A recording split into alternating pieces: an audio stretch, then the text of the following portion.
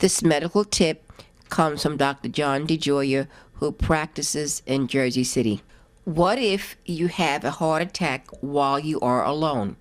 The Johnson City Medical Center staff actually discovered this. It is called cough CPR. A cardiologist says it's true. Let's say it's 6:15 p.m. and you're driving home alone after a hard day's work.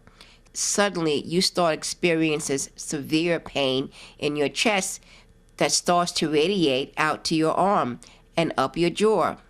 You're about 5 minutes from the hospital nearest your home.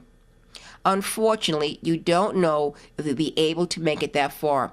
What can you do? Since many people are alone when they suffer a heart attack, this article seems to be in order.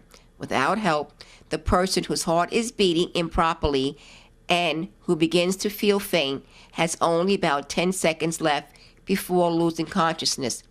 These victims may help themselves by coughing repeatedly and vigorously. A deep breath should be taken before each cough.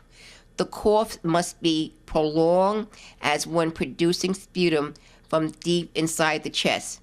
A breath and a cough must be repeated about every 2 seconds without let up until help arrives or until the heart is felt to be beating normally again. Deep breaths get oxygen into the lungs.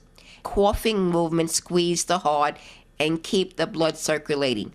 The squeezing pressure on the heart also helps it regain normal rhythm. And this way, heart attack victims can get to the hospital.